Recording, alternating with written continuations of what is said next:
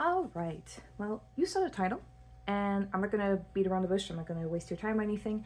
I'm just really, really excited to get into this and showcase it. And I will say, I have opened this already, and I've looked at the contents, and I'm so happy. I'm just really, really happy with this. Um, if you don't know, this is the Crooked Moon starter box and a couple Crooked Moon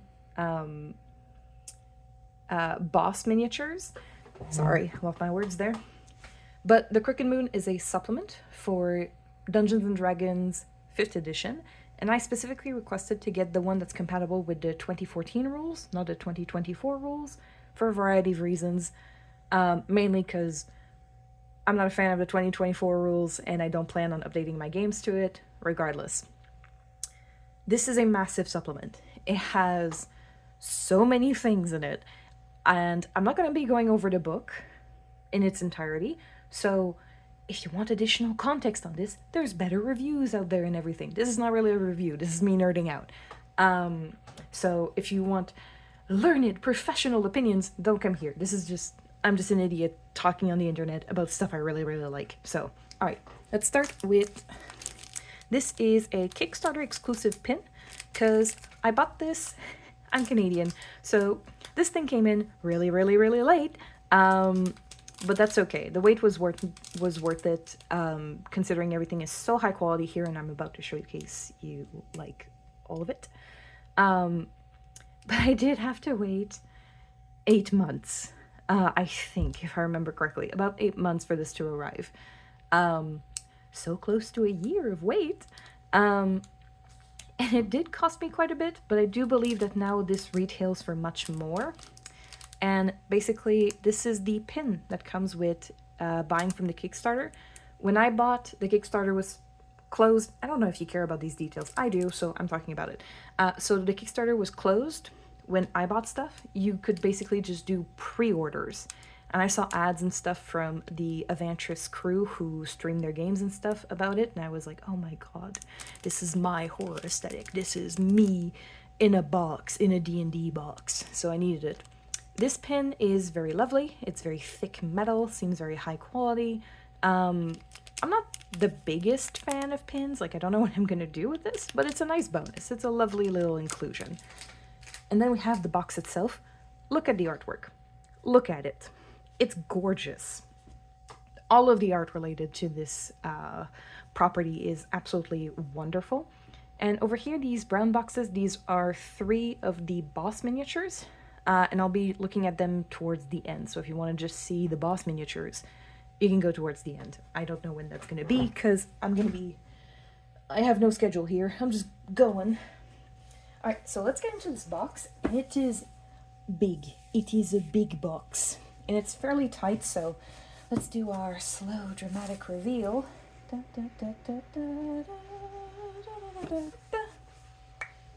Alright, I'll put this in the background to look nice. You can immediately see, the camera shook. So you can immediately see, I can do this, this wonderful dice bag, and it has this embroidered patch on top, and it's not like a printed cheap design. It's a very high quality bag, you know. It's a nice little thing to include in this starter kit. And this figure here is the Horned King, I believe, which I think is a warlock patron included in this setting.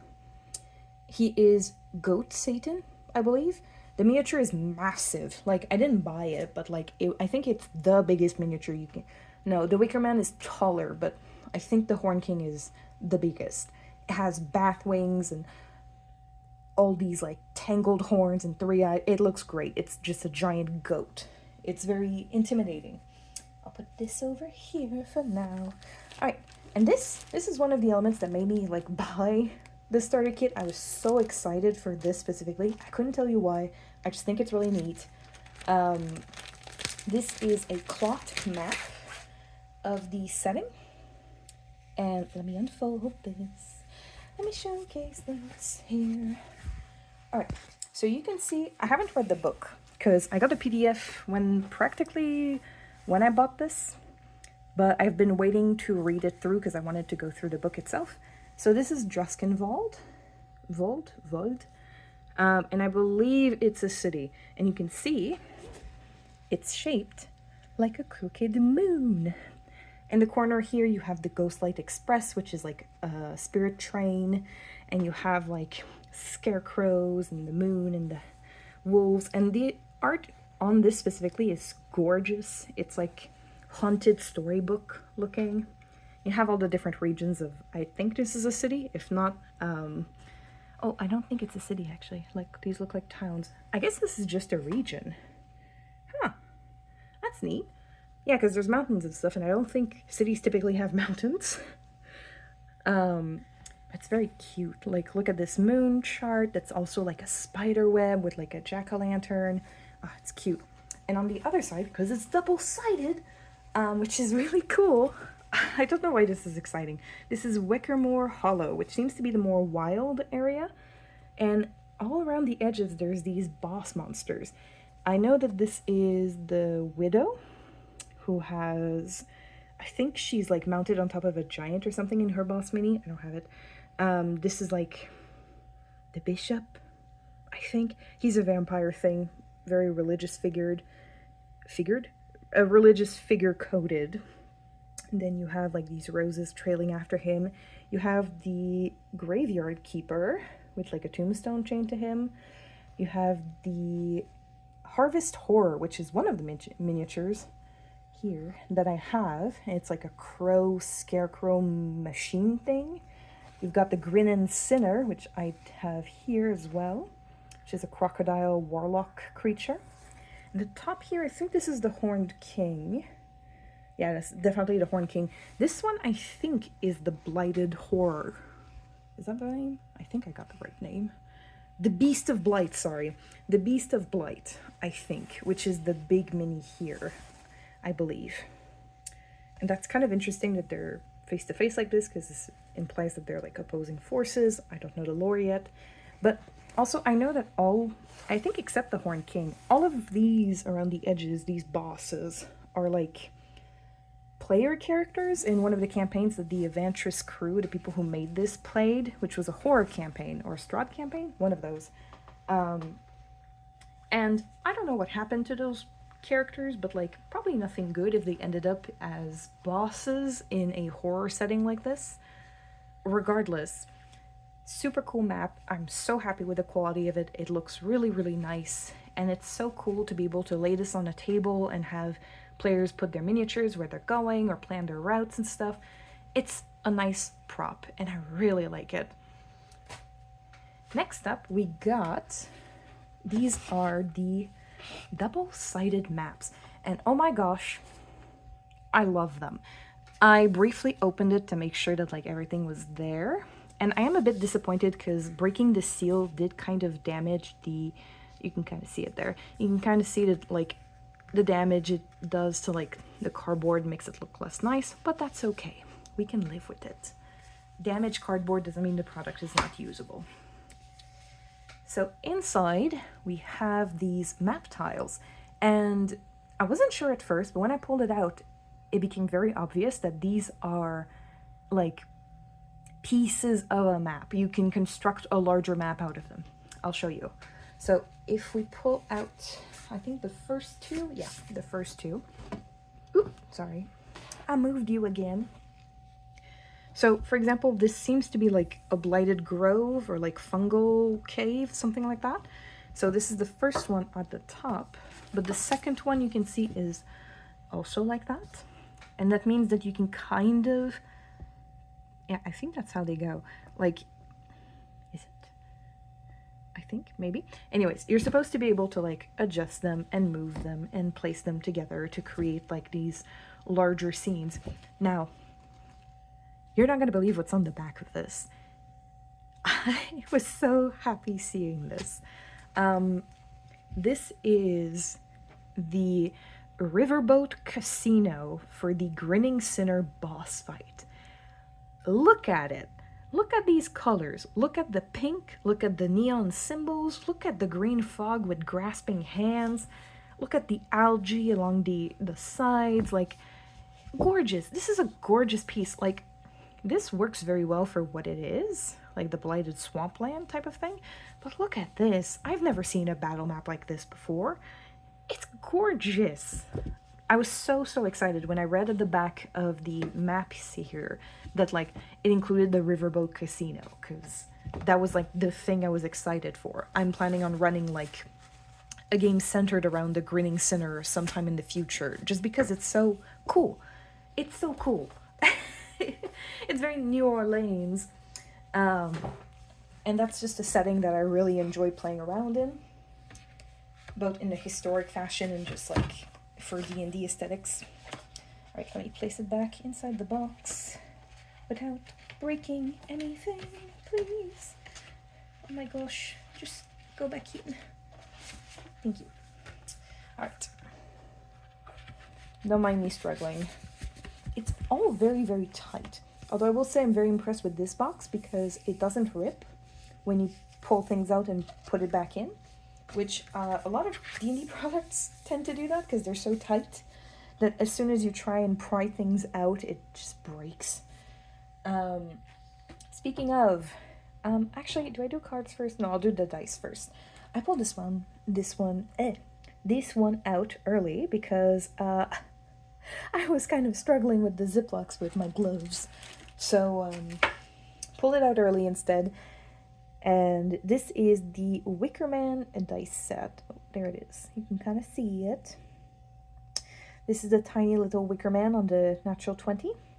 I kind of wanted the Ghostlight Express dice, but those came only with the premium version of the starter box, which would have put like almost doubled the price of this order. I think it would put me at like $500 to $600. Meanwhile, with the regular starter set, I paid $300 and something, which is not bad because I believe now it's retailing for much more on the actual website compared to the pre-order I made. The pre-order was cheaper. But still, these are the Wickerman dice, and they're very nice and fiery. The Ghostlight dice, why I wanted them is because they're like this ethereal blue teal color with like the little train symbol on the 20. Anyway, I might get them in the future. I think they're still available for purchase. Put this to the side. Now, this setting also includes card packs for the various monsters, NPCs, and items, spells that you can go and use from this setting. And that's very nice because this set is supposed to be kind of like pick up and play. And I really appreciate that because these make it really easy to prep the game, essentially. You kind of pull the cards out that you need for like the monsters, the bosses, and everything. And very little reading is required. I like reading. In fact, I'm going to be reading that entire ginormous book, which you're going to see in a bit, in my spare time because I'm insane. But I know a lot of DMs who do not like to read and just want to play the game. So this kind of thing makes it really easy for that type of DM to, well, do their job, to play the game. So, and it's also useful just as references and stuff. Now, unfortunately, to get into the boxes, they're so tight that, like, in my case, damage is inevitable because, unfortunately for me, I do have some restricted mobility in my hands that means that, well, I kind of damage the boxes to get in. And let me showcase. These are the monsters and this is monsters and bosses. And you can see also on the cover that this is like the scarecrow cornfield kind of aesthetic, which is one of the areas, I believe. Discover the secrets of the creatures of the night. Now, I haven't unwrapped the plastic on these. You can see that this is monster secrets, and on this card here specifically, it says like the name, the type, and all these different information on the monster, but specifically this seems to be the secret to defeating the monster, which I think is really cool, because most boss monsters in D&D, you kind of just hit it until it goes away. They rarely have like a weakness to speak of. Some of it are weak to like radiant, but that's pretty much all I can think of. Some plants are weak to poison or fire, but most creatures don't have weaknesses. This makes it much more interesting for players to actually go out and find the secret weakness of a boss or creature. So yeah, and I do believe that amongst these cards there's also like stat cards and stuff for the different monsters. And this, I just happened to see that the back one is the secret to defeating a monster. So that's this one. Alright, let's go look at the other one. This is the NPCs. Come on. Come on now. Oh no. Don't break further than you need to. Please. This is like a gothic castle, and it's for NPCs and encounters. And I believe this is related to the bishop? I don't remember his title. The religious vampire man that we saw on the cloth map. Meet the strange folks of the old ways. It's a reference deck for all the different NPCs. Let me pull it out. And same thing for this one. It's damaged by my own hand. This did not come damaged. And you can see at the top, however, for these cards specifically, there is no like identifier. It's just red, which fair enough. I think only a DM will be using these. You don't really need to worry too much about it. And this is an NPC card, and what's very nice is you can see that there is the name, if the light will stop shining on it, there's the name of the NPC at the top, and then there's all the characteristics you need to know to run this NPC and to know about them at a glance, which is really useful because I believe there's a lot of NPCs in this setting. So if you're a DM, you can pull out all the cards for the relevant NPCs, have them on hand, and whenever players move from NPC to NPC, you can just quickly look down and see all the different goals and abilities of these NPCs to just, well, quickly get a grasp of how to play them. Because, you know, players are unpredictable and they will go to the last place you expect all the time, constantly. That's just how players are. Oh, and that's very cute. Like, the little lip has a little dragon. You see it, like, here. That's very cute. There's a lot of detail in this, just in general. Like, a lot of lovely detail. Alright, our last one is the items and spells. And on the cover, we can see the Crooked House, which I just like the name of. I don't know what it's a reference to. I don't know what the Crooked House entails, but I just like the name. I think it's cool. And on the back, there's this cute little spider. Unleash the powers and relics of the occult. And these are useful because you can just give them to players whenever they discover items. That's something I like to do. I print my own item cards typically, just for a tactile experience at the table. But having them pre-made is lovely. And what I like is that the items, oh my god, all the lights because of the plastic, but you can see that the item is illustrated on the back, which I think is really cool, unless all of them have this illustration, in which case I guess it's less cool.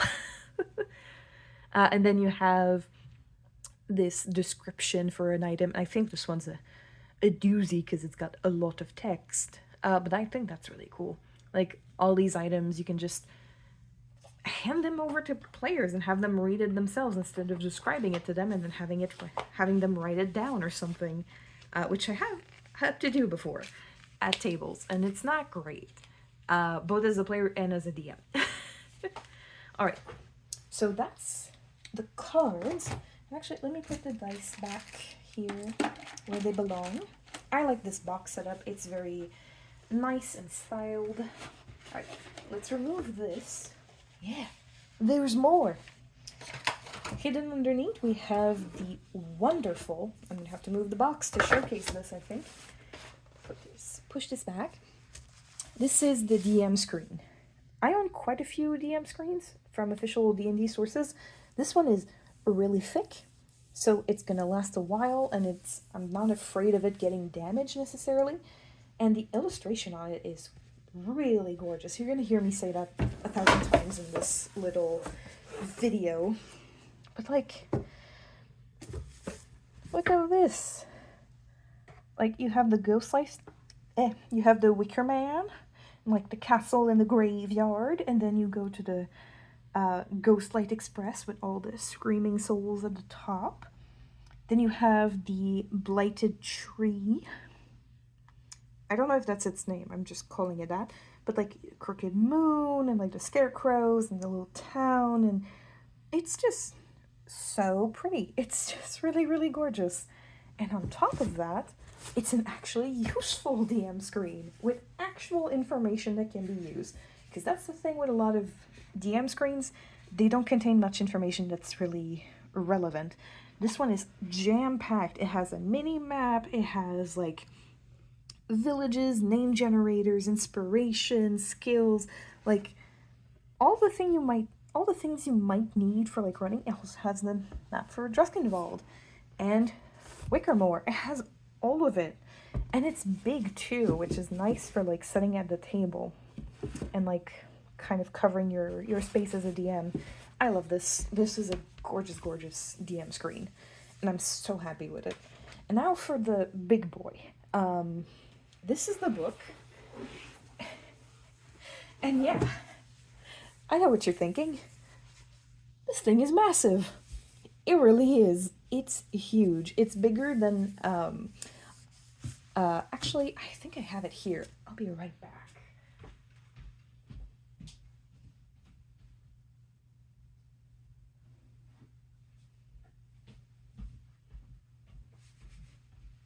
All right, I'm back. I had to go get my Pathfinder 2nd edition rulebook. I believe it's 2nd edition, because it's massive, it's big, it contains like every single rule you might need, and Pathfinder is not a small game, and yet somehow this book is larger.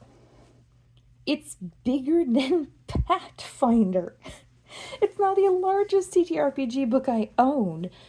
I expected it to be big because like the PDF is large, but like, look at this. Look at it. It's not that big of a difference between the two, but it's still big enough for me to consider it like significant. Let me put my Pathfinder book. Actually, this is not about Pathfinder. Pathfinder book can go somewhere else. This is not about you, Pathfinder. Alright. Now, the book. It's gorgeous. And you can see on the top too, it's well identified that this is for 5th edition and the 2014 edition. It's the same as the cover of the box, but it's quite lovely. I'm pulling it back so I can actually like properly open it and showcase. But like, look at it. Like, that's the first page. This is the cover. It's a full artwork of the map. And then inside, whoop, I'm so good at this. I'm so professional. I keep knocking into my camera. Alright, let's see what I can showcase. And then we have this glossy black, like, interior with the Horn King and the moon. Super nice design. I'll only show a couple of, like, the pages, because I haven't gone far. Table of contents, even that has artwork, which is more than, like, a lot of the D&D books I own. It's absolutely just gorgeous. And, like, has, like, these full black pages to, like, distinguish between chapters. And there's these borders with, like, decorations, and it's just pretty. It's such a nicely polished product. And I'm so happy with it. I waited so long for it, and it's so worth it. It was so worth it. I will say, let me put things back. I will say that for the delay, the Adventures crew were very understanding. They gave us a lot of options. You could get stuff shipped to the US and then go pick it up yourself if you really wanted your stuff in advance. And I just decided to wait. And also, as an apology, they created a unique familiar just for Canada. And I think Europe also got one. We got the Silver Bell River Beaver. I don't have like a picture of it or anything, but you can look it up. It's a very cute little familiar. And I think Europe got a badger instead, which I think is very sweet. All right, now time for the boss minis. I haven't opened these yet, so this will be on camera. for your viewing pleasure. Ooh, and they're in plastic. I'm sorry, I don't know what I expected. This is all so professional from the Adventures crew. Ooh, this is the Grinning Sinner. Let me try and pry him out. Can I?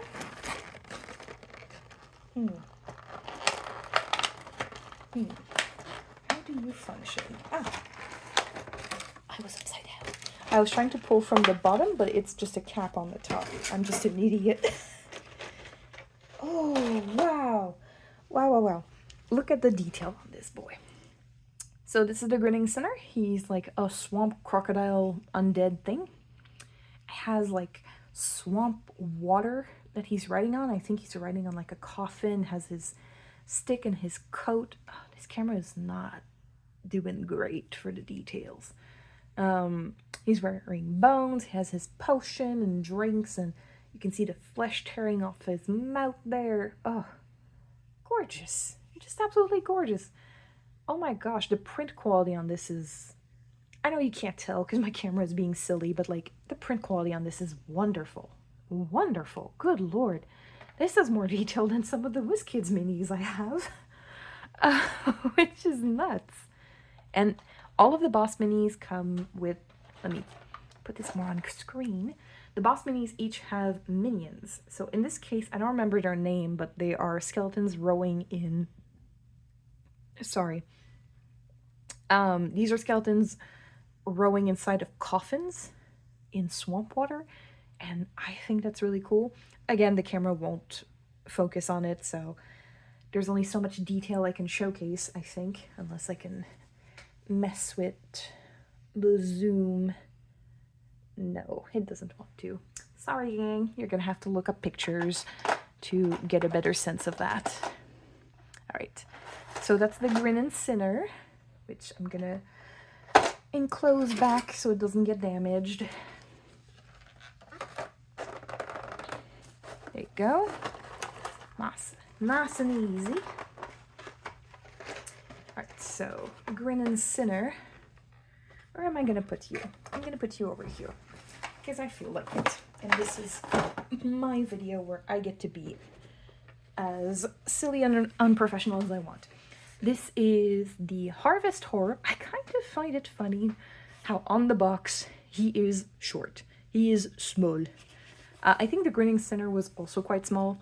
It's such a odd design choice for these, but I don't think these boxes are super well designed. But to be fair, it's mostly just transport for the minis, so I'm not upset at that. Compared to the starter set, which the box is to like contain all this stuff, so it's nice that it's a nice piece to display. Well, the minis I don't plan on keeping in the box, especially once they're painted. Oh, these ones are orange. That's kind of thematic. Okay, let me remove the cover immediately. Put this here. So this is the Harvest Terror with his crow demon minions, I believe. They're so freaky looking. They have like 4 legs and stuff. Okay, let me get him first, because he's fun. He's like a construct, kind of. You can see the hatch is open in the middle of his chest. He's like a hollow scarecrow that's also like has the head of a crow and like 4 wings and is like very chimeric. He has like scythe claws and like an actual scythe arm. I don't know. I think he's really cool looking. Oh, and on the ground. Oh my gosh. Oh my gosh. They don't have to do that. They don't have to do like platform detail. I don't know if you can see. The platform has tiny pumpkins and like a scarecrow he's standing over as if he's just gotten done like throwing it to the ground because he's mad. That's cool. The Grinning Sinner has the river water and stuff, but like, I don't know. I don't know what I expected. I kind of expected them to not have a base for some of these. Man. Beating my expectations, and they were pretty high already. And then we have the lovely little crow demons, which honestly I feel like could be easily used in different contexts outside of Crooked Moon, because they're just very unnerving and I think very cute in their own way. They're very humanoid looking, but they crawl on the floor with their wings. They're very cool looking with like their spindly humanoid legs, but they're like kind of not human. They're kind of like dog. Anyway, that's cool. It's cool. I can't wait to read up on these different bosses and see like what's up with them. Why are they like this? I don't know. It's gonna be really cool. Oh my gosh, I just saw the time. I've been keeping you here for like half an hour. I hope you don't mind me yapping. Alright, let's put you over here. And now, the big boy. Stay, Harvest Terror, behave. This is the Beast of Blight.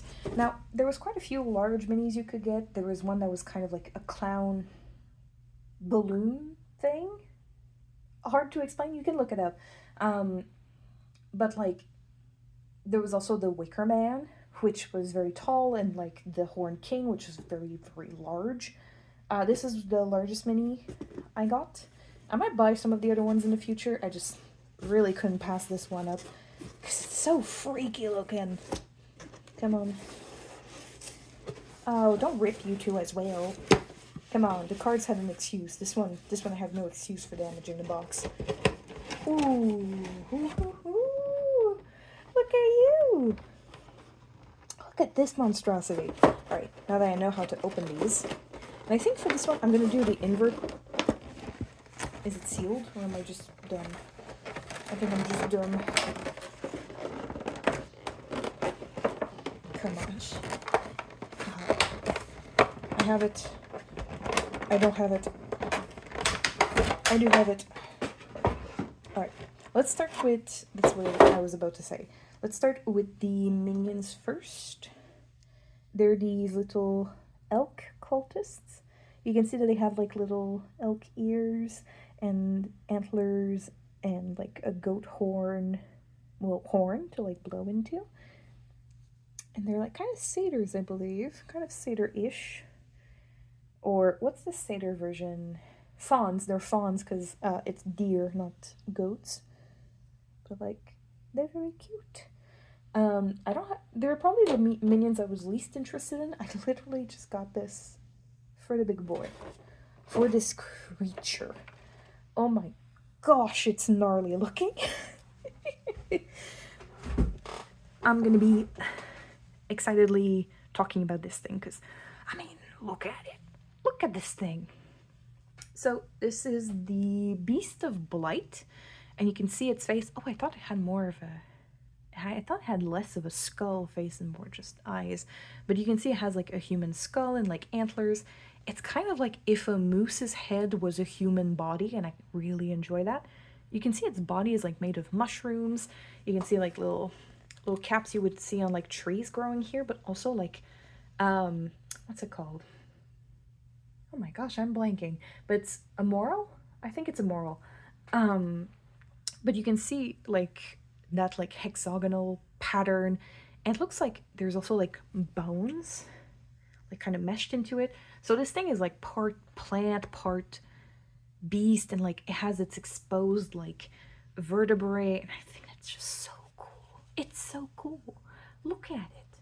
Oh my gosh, look at the detail on this. Whoever modeled this did such a good job. And you can see inside as well that like it has its ribs exposed, and it's just an entire pit of fungal flesh. That's so cool.